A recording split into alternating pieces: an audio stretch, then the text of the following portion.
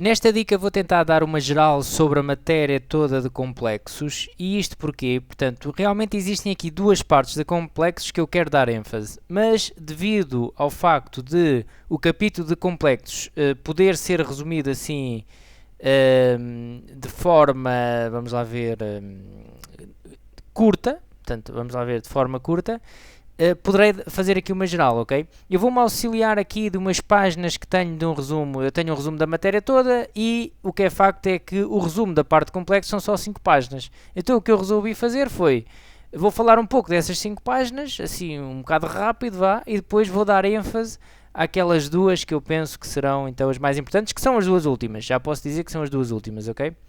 Vamos então ver, a primeira é a iniciação aos complexos e desta página o que é que eu retiro? Atenção que eu não estou a colocar aqui as páginas para vocês lerem, ok? É mais para me, porque senão não colocaria com este tamanho. É mais para eu me orientar, olhar para a página e ver o que é que poderei dizer daqui. E portanto, esta é a página de introdução aos complexos, mas aqui já devem saber algo importante, que é fazer as potências de I. Portanto, conseguir calcular I elevado a 527, ok? Por exemplo. Eu posso dar aqui uma geral muito rápida.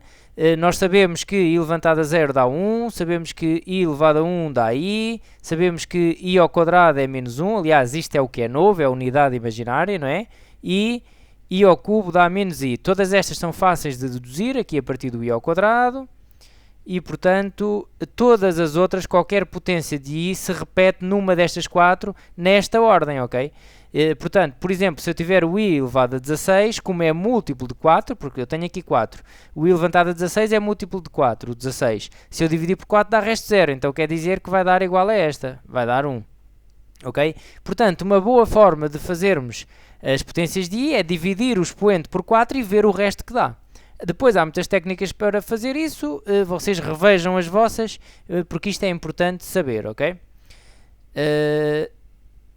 Outra coisa que é importante saber também, muito importante, é estarem à vontade a passar da forma trigonométrica, portanto, ρ cis de θ, que também pode ser escrito, o ρ é o módulo do z, não é? O que é que representa o ρ? É a distância do complexo à origem, o θ é o argumento. Portanto, saber passar de uma forma para a outra, da trigonométrica para a algébrica e vice-versa, da algébrica para a trigonométrica. Estar à vontade com isto, ok? É claro que também já devem saber fazer isto à vontade, é só para reverem e estarem à vontade nisto. Isto é uma ferramenta que terão que utilizar em qualquer momento.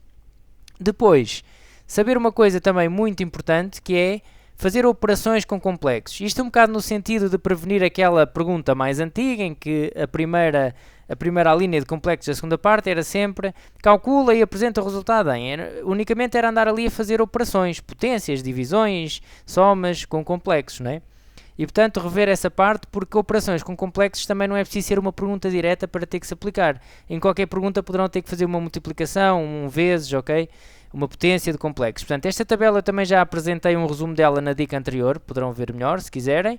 E depois falar também aqui de algumas generalidades de complexos. O que é isso de generalidades? É, por exemplo, saberem o que é o conjugado, não é? Já devem saber muito bem, é só para relembrar. O conjugado representa-se então por uma barra e é trocar o sinal da parte imaginária, ok? Como consequência disto, sabemos, por exemplo, uma curiosidade, que o conjugado tem uma simetria, não é? Aqui relativamente ao eixo do x. Se é A menos BI, então vai originar aqui uma simetria, não é? O conjugado.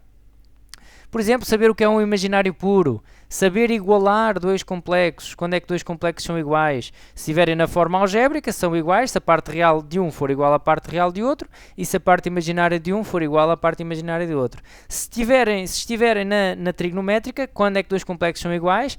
Quando a distância à origem dos dois for a mesma e quando o argumento não for o mesmo. O argumento não tem que ser o mesmo, mas tem que calhar o mesmo sítio. Tem que ser o mesmo ou mais 2kπ, ou seja, mais uma volta, ou mais duas voltas, ou mais 50 voltas, ok? Portanto, se isso não ficou bem claro, temos Z1, ρ1, cis de θ1. Tenho o complexo Z2, ρ2, cis de θ2. Se me dizem que Z1 é igual a Z2, eu não posso concluir. Posso concluir que ρ1 é igual a ρ2, mas não posso dizer isto, ok? Isto é falso, está incompleto. θ1 é igual a θ2 mais 2kπ, porque pode dar mais uma volta e ter ao mesmo sítio, ok? E portanto, algumas generalidades que possam rever de complexos. E não se esqueçam então aquela parte de resolver polinómios, não é? Resolver equações polinomiais, quer seja aplicando a regra do Ruffini, quer seja a forma resolvente apenas, mas isso então já tem dicas suficientes, que eu já falei disso várias vezes, aí para trás tem muita dica sobre isso. Bom, vou então agora às duas dicas que eu acho mais importantes, ok? Então, uma delas tem a ver com a radiciação de um número complexo. Desta vez estou a falar de raízes, mas não é calcular os zeros de um polinómio. É mesmo calcular as raízes de índice n de um complexo z. Ok? Isto ainda não saiu, eu penso que isto sairá agora na segunda fase. Esta página é a última que eu vou aqui falar. Que é então, para calcular as raízes de um complexo, o que é que eu tenho que fazer? Tenho que colocar o complexo na forma trigonométrica e depois aplicar a fórmula que está no formulário. Ok? A fórmula cis de θ mais 2kπ sobre n, e este k varia de 0 até n menos 1, por isso é que vai ter n soluções. E uma coisa muito importante, nós temos que saber que estas n soluções estão sobre uma circunferência de raio com este raio aqui e dividem a circunferência em n partes iguais. Ok? De modo que se o n for 5, nós sabemos que temos um pentágono. Se o n for 7, sabemos que temos um heptágono. Ok? Se o n for 4, sabemos que temos um quadrado. E depois irão-nos fazer alguma pergunta, talvez, sobre a figura. Ok? Já agora aqui só mais uma dica sobre isto. Essa tal figura, vamos supor agora que estava nas raízes de índice 6 de um complexo qualquer z. Eu calculava, tinha 6 soluções. 1, 2, 3, 4, 5, 6. Fazia aqui os capas e tal. E isto ia-me dar 6 soluções. Vamos supor que está aqui uma, duas... Epá, agora nem sei se isto vai ficar muito coerente ou não. Ora 6, ora π sobre 3, 2π sobre 3, 3, 1, 2, 3, 4, e agora? Bom, eu vou pôr mais ou menos centrado, que é para não haver aqui problemas. Eu agora tinha que estar a fazer aqui contas de ângulos e, portanto, para não estar aqui a fazer uma coisa que me digam assim, olha que isso é impossível. Bom, vou fazer assim uma mais certinha, mas não tem que estar assim centrado como eu vou agora aqui fazer, ok? Aliás, eu queria fazer uma que não estava centrado, mesmo para dar esse exemplo, mas pronto, é igual. Estou a fazer então aqui um hexágono. Tinha 6 soluções, vamos supor que eram estas. Eu consigo descobrir... eu não sei, à partida não me dizem qual é o ângulo que separa as soluções. Portanto, este ângulo aqui à partida não sei. Não sei, mas sei, ok? Basta-me dizerem este n. É que há aqui uma relação entre o n e o ângulo que separa uma solução da outra, da seguinte. Que relação é essa? Não se esqueçam disto, ok? 2π a dividir por n dá o ângulo que separa uma solução da outra, ok? Neste caso será 2π a dividir por 6, porque é a volta toda 2π a dividir por 6 partes iguais, porque é um hexágono, ok? E então eu descobria facilmente que aqui era π sobre 3, este ângulo, ok? E portanto, para passar de uma solução para a outra, sabendo por exemplo o Z1, eu passava à próxima somando, o módulo era o mesmo, a distância à origem era a mesma, somava apenas π sobre 3 ao argumento que tinha no Z1. Ok? Portanto, ter muita consciência disto. As raízes de índice n de um complexo calculam-se por esta fórmula, têm n soluções e estão sobre uma circunferência centrada na origem e dividem a circunferência em partes iguais. Ok? Isto vai aparecer. Bom, e depois temos por fim as regiões em complexos, que também ainda não apareceu, salvo erro, só se me escapou, mas acho que não. Para saber o que é que são as condições em complexos que definem regiões. Por exemplo, z mais 2 menos 3i igual a 5 e z menos 2 mais 3i igual a z menos ou mais 5 menos 2i. Ok? O que é que isto dá? Bom, temos que saber, por exemplo, que isto é uma circunferência. Para saber o centro tenho que ter o cuidado de meter aqui o menos em evidência. Ok? Uma circunferência e isto vai dar uma mediatriz, ok? Também tenho que ter o cuidado de ter aqui o menos em evidência. Deste lado já está, mas deste ainda não. Vou colocar aqui, portanto eu tinha aqui um mais, ok? Portanto fica menos 5 mais 2i.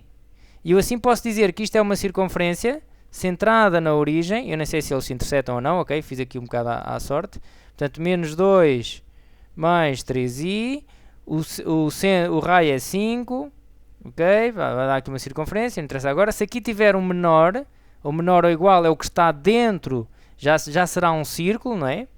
E isto aqui vai dar uma mediatriz, ok? Vai dar uma mediatriz de que segmento de reta? Do segmento de reta que une estes dois pontos. Vou marcar aqui o 2 e o 3, e depois marco o menos 5 e o 2i, ok? Aqui, e o 2i. Tenho aqui este ponto, vou unir, e o que me dá esta condição é a mediatriz deste segmento de reta, ok? Que será então esta reta aqui, que passa aqui no ponto médio do segmento, ok? Será esta mediatriz. Se por acaso tiver aqui um menor, em vez de ter um igual, em vez de me dar a mediatriz, bom, se tiver menor ou igual também dá a linha, mas depois vai dar um plano, ou este plano para cima ou o plano que está para baixo. E aqui chama a atenção de uma coisa. Pelo facto de estar aqui menor ou igual, não vão marcar a parte de baixo do plano. Não, eu posso explicar aqui um truque prático, que é, veem para onde é que está a apontar esta seta. Esta seta está a apontar para este ponto, pintam a região que tem este ponto, que neste caso seria esta, ok? Seria esta aqui. Isto tem uma razão científica, não é? Quer dizer que o módulo é uma distância, o que isto quer dizer é qualquer complexo Z cuja distância a este ponto 2, 3 é menor que a distância ao ponto menos 5 mais 2i. E, portanto, representa os complexos que estão deste lado porque a distância é menor. A distância a este ponto é menor, ok? A mediatriz representa aqueles pontos cuja distância é igual, de um ponto a outro. E, portanto, eu estou aqui apenas a dar alguns exemplos, depois teríamos que intersetar estas duas regiões, agora eu inventei aqui, não faz muito nexo, e temos que saber mais regiões, ok? Por exemplo, vou só dar aqui mais um exemplo para vocês reverem, depois revejam essa matéria toda. Parte imaginário de z menos 2 mais 3i, igual a 7. Como é que eu faço isto? Vamos designar este z por x mais yi e vamos simplificar. Ficamos com x mais yi menos 2 mais 3i igual a 7, ou seja, parte imaginária de x menos 2, coloca aqui o complexo na forma algébrica, ok? E qual é a parte imaginária agora deste complexo que está na forma algébrica? A parte imaginária é y mais 3. Y mais 3 igual a 7 vai-me dar y igual a 4. Ok? Ou seja, uma reta horizontal. Y igual a 4. Se tivesse aqui um menor, seria a parte de baixo da reta. Dava aqui y menor 4. Ok? Portanto, isto foi apenas então uma geral e o ênfase que eu quero dar então nestas duas. Raízes de um complexo, saber calcular e saber o que representa, e regiões. Agora, estudar também tudo o resto para trás. Ok? Bom, então até uma próxima!